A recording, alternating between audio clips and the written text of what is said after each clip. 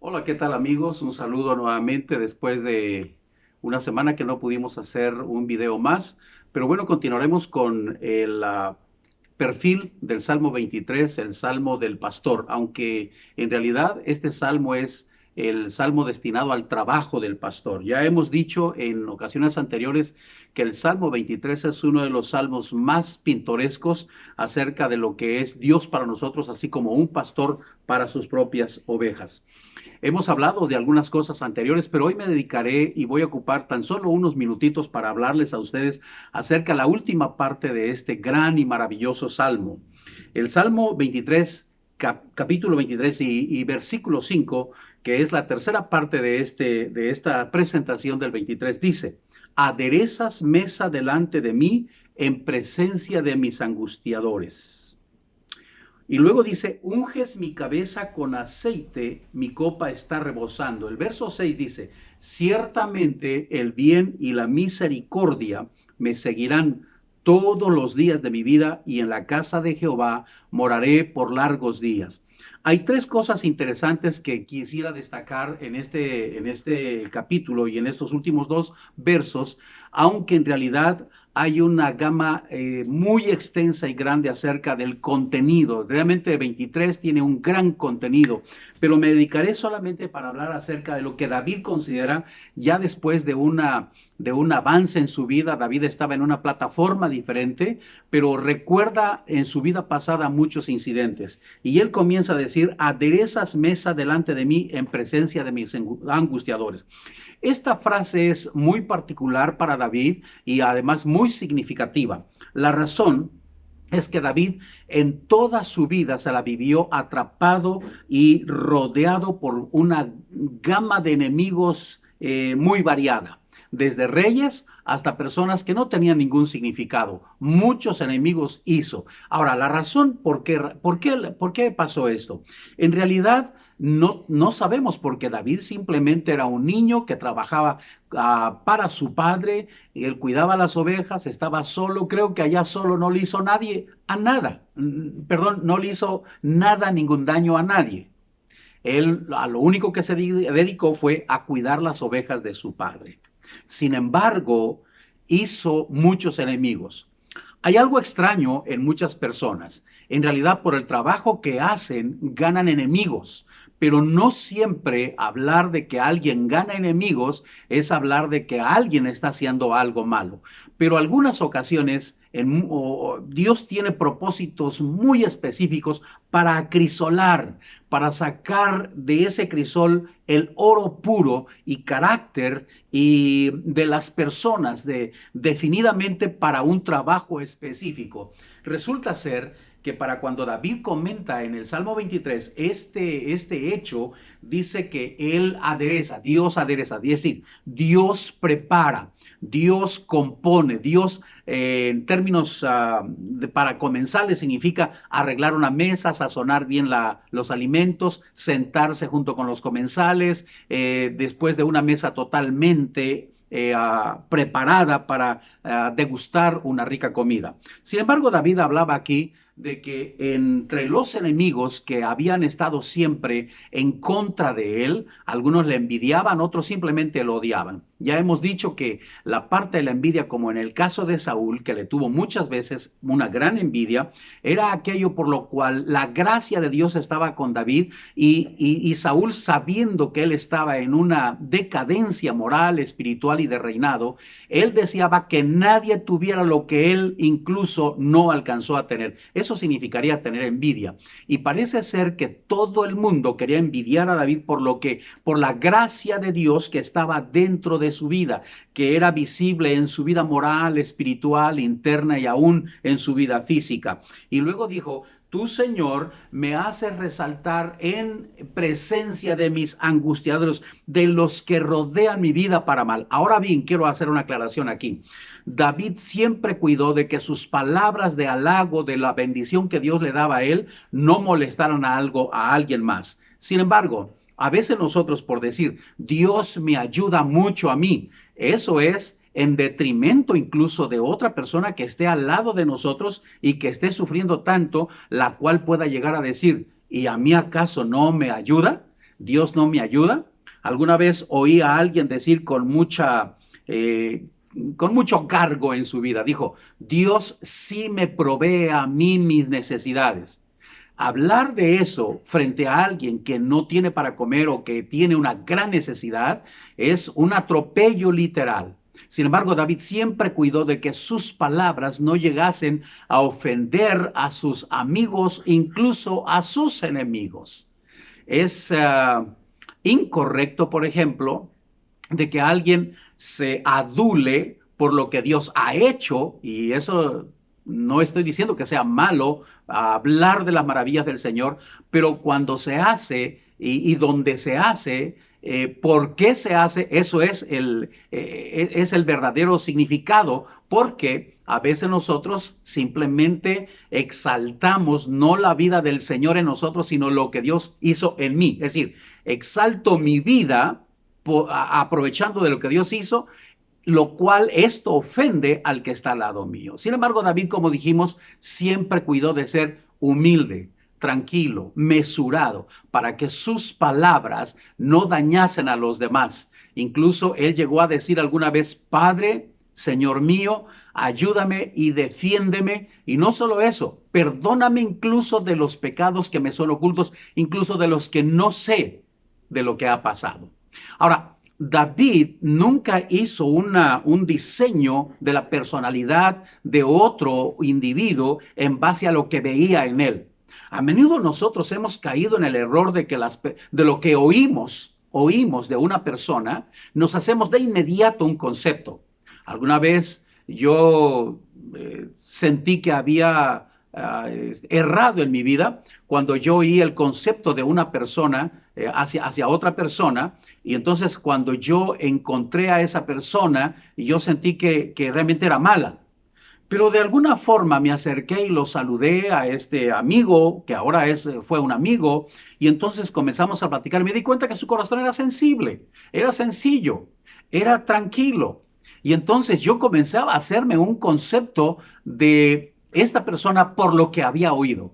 David nunca jamás hizo un concepto de las personas y de los comentarios que alguien había hecho, pero él tenía una relación íntima, no solo con Dios, pero se relacionaba con todos, tanto que en aquella cueva a los cuales se llevó los 300 desafortunados, él se congració con ellos. O sea, él podía tener amigos que para otros eran personas inservibles, pero también tenía grandes personajes en su favor.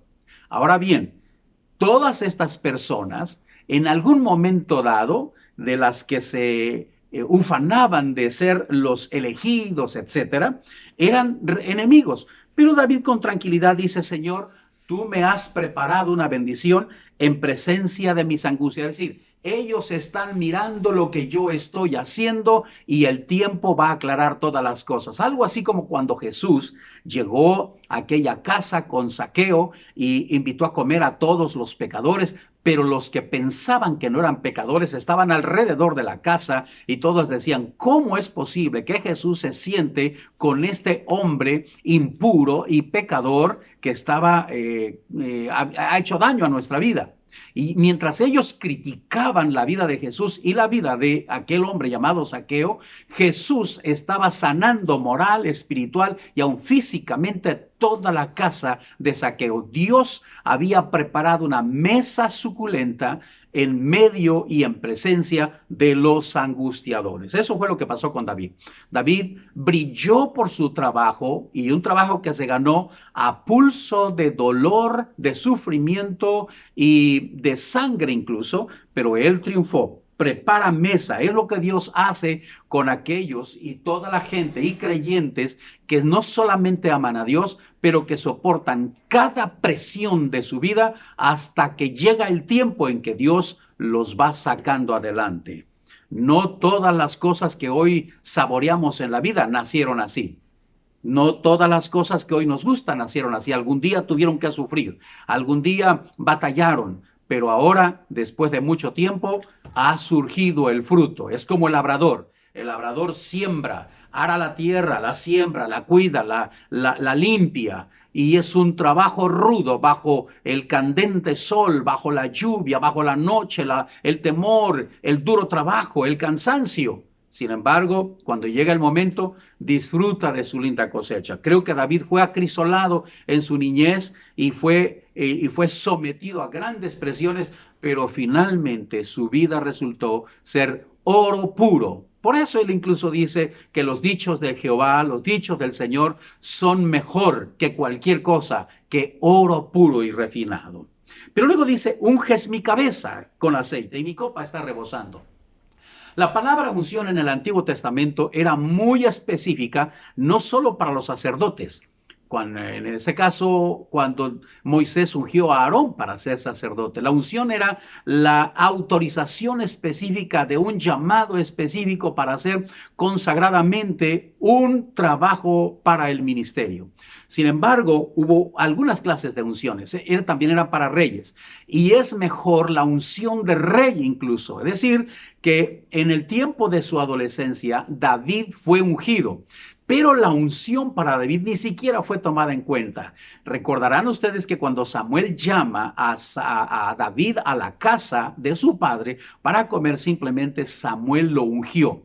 Y la unción no significó nada para sus hermanos, porque dijo, Samuel se ha equivocado simplemente, incluso hasta David ni la consideró en aquel momento como algo por lo cual ufanarse, simplemente fue ungido y regresó al campo a su trabajo. Pero la palabra, la unción del aceite, él la llevó en su corazón, no en su vida física, porque esto se secó de inmediato, pero la llevó en su corazón. Fue al campo y él se quedó rebosando de alegría. Es decir, estaba sobrelleno de la alegría y de la emoción de que Dios finalmente había sido su tutor, su padre, el que le cuidó en medio de la noche sola y en medio del trabajo. Y la última parte dice, ciertamente el bien y la misericordia me seguirán todos los días de mi vida. Si de algo tiene que alegrarse David, es de la misericordia y del bien.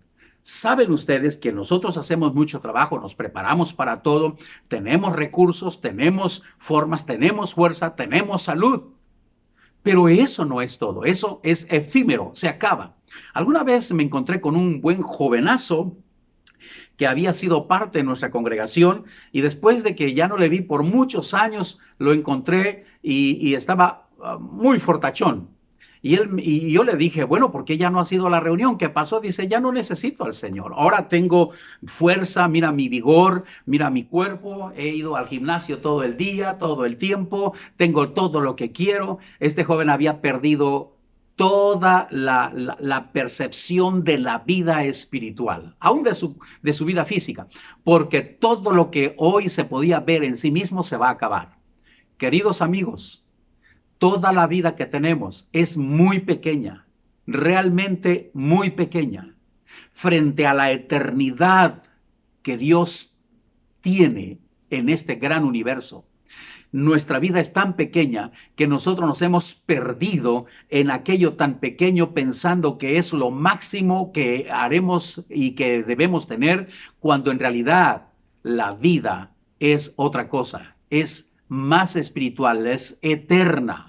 Y en base a lo que hayamos nosotros sembrado, eso cosecharemos. Así que David siempre dijo que la misericordia y el bien, él no dijo lo que he ganado cuidando mis ovejas, lo que he hecho en la vida, incluso nunca se refirió después de ser rey a la capacidad de su reinado, siempre vivió humillado, metido en la presencia del Señor, nunca se ufanó por las cosas, pero él dijo, Señor, tu misericordia ha sido buena. De hecho, hay un capítulo que se dedica a decir, porque tu misericordia es mejor que la vida, porque tu misericordia es mejor que la vida. La palabra misericordia es cuando Dios opera en nosotros, aun cuando nosotros no hemos alcanzado a descubrir por qué.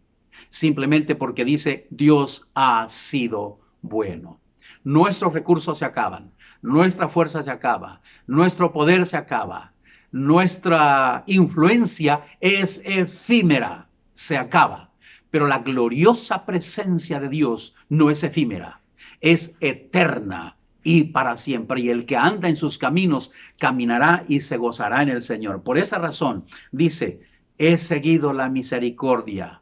He seguido la misericordia. David estuvo frente a la muerte por muchas ocasiones, pero la misericordia del Señor fue tan fiel que todos los días de su vida estuvieron ahí. Pero la última parte dice, y no solo la misericordia, pero en la casa de Jehová moraré por largos días. Ahora bien, en algún momento dado voy a hablar sobre un tema en varios videos sobre la necesidad de la casa, el hogar y la familia, pero eso será un tema después. Pero adelanto algo aquí. Si algo de niño no tuvo David, fue una casa, fue un hogar y fue una familia. Él fue un niño carente de ese cariño y amor hogareño. Sin embargo, el corazón de este joven nunca se frustró, porque él entendió que David era David, que su corazón no dependía del entorno, lo hemos dicho ya, sino su corazón y su vida dependía de la gran misericordia de Dios. O sea, cualquier persona que entiende que Dios lo hizo y que está aquí por una razón, cualquier cosa puede llegar a pasar. Dije cualquier cosa, cualquier penuria o cualquier dolor por agudo que sea.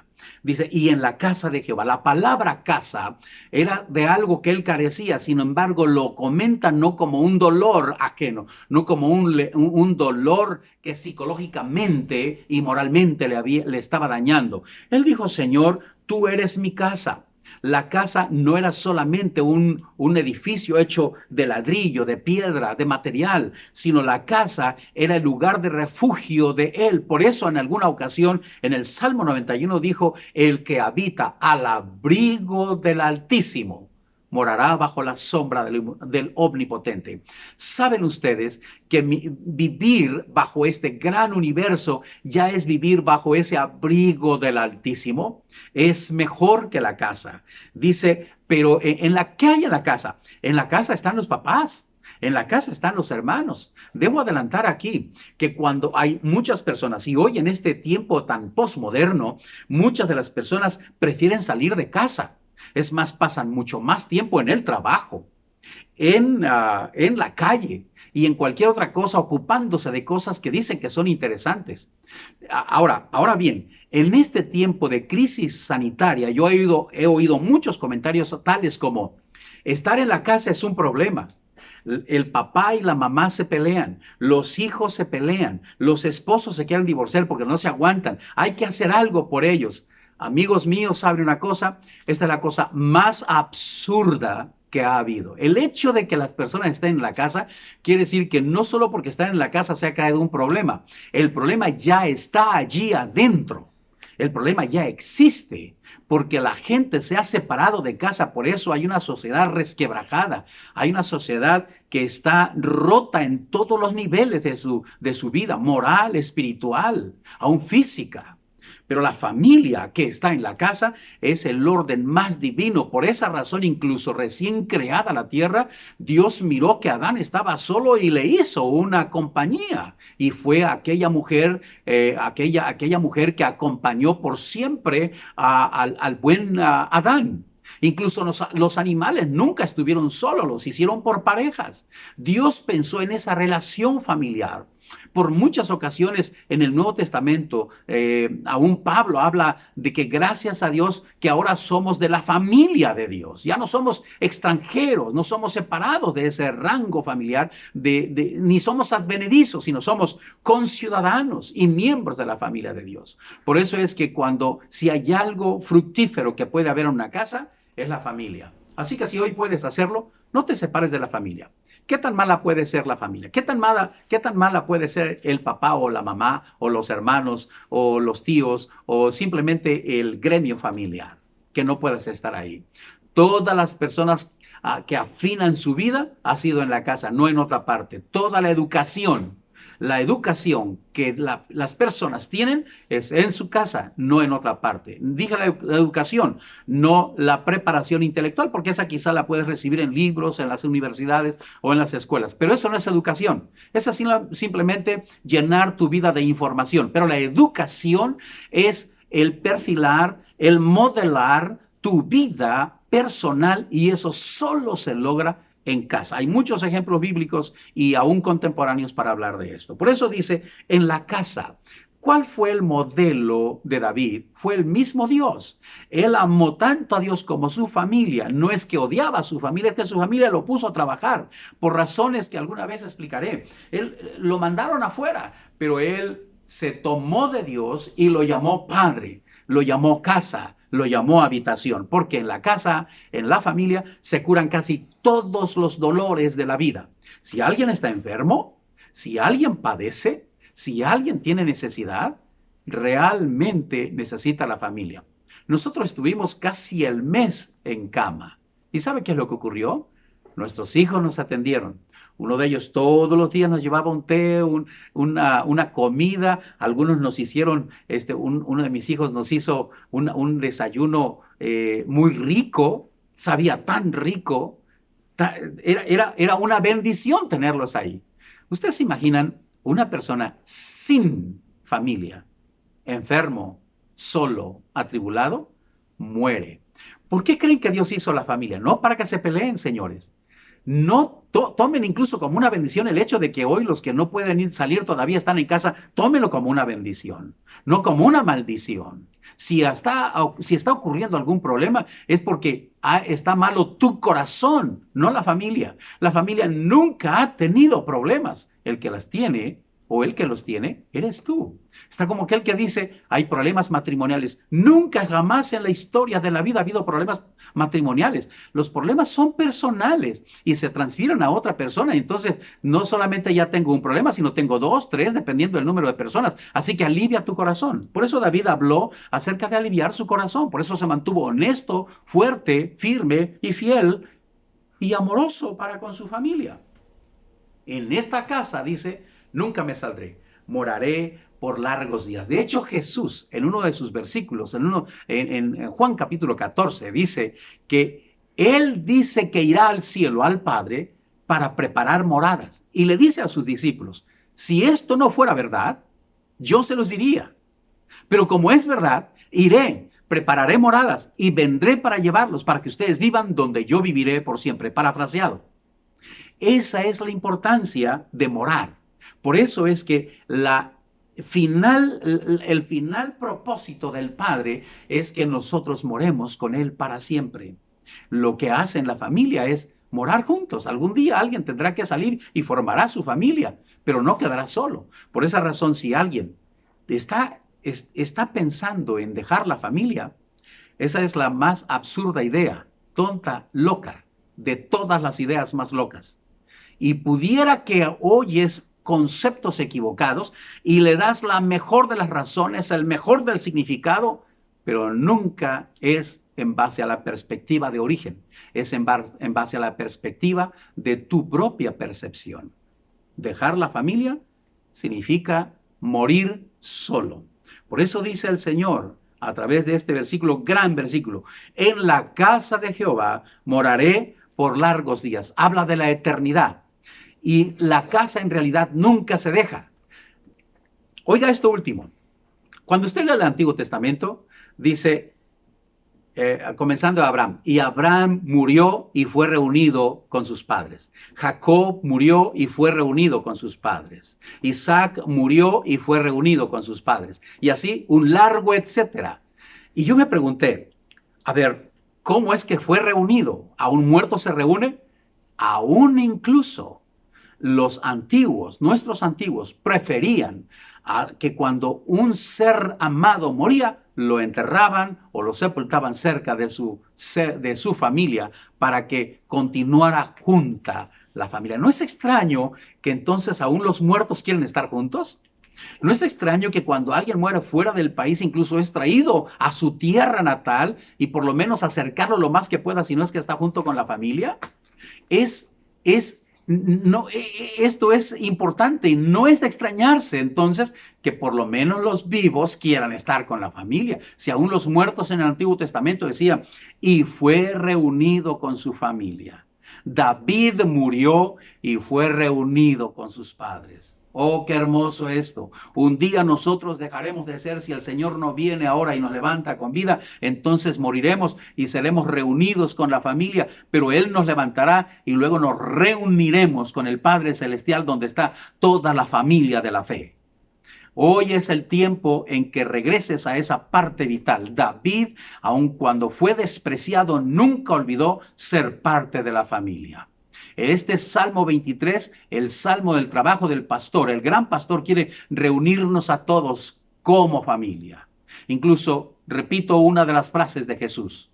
Dijo él, tengo otras ovejas que quiero atraer a mi redil, es decir, a mi casa.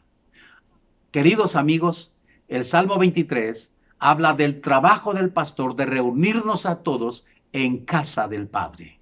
Ahora tenemos una casa, una familia consanguínea, una familia en la fe, una familia de creyentes. Ahora que estamos regresando, es tiempo de que la iglesia regrese a sus congregaciones en una familia congregacional. Ahora que escucha esto, quizá es tiempo de que recapacite y regrese con su corazón a la familia consanguínea, a la familia amada, para que crezca ahí. Ah, ¿es duro? ¿Quién dijo que era fácil? Es una escuela donde se afinan muchas partes en su vida moral, espiritual y aún física, donde recibes corrección, donde recibes dirección. Por eso David habló acerca de esto y dijo, quiero estar en casa donde quiero ser refinado y vivir con mi Señor para siempre. Así que deja que la mesa sea aderezada y eso sucede solo en la casa. La mesa sea servida, solo sucede en la casa. Donde se unge con aceite, se sucede en la casa del Señor. Donde morarás por largos días, sucede en la casa. Yo espero que esta palabra llegue a tu corazón y en base a todo lo que ocurre y pasa en tu vida, por crítica que sea tu vida, regresa a casa para que seas trabajado por la labor pastoril de nuestro gran y amado pastor, Cristo nuestro Salvador. Que Dios te bendiga.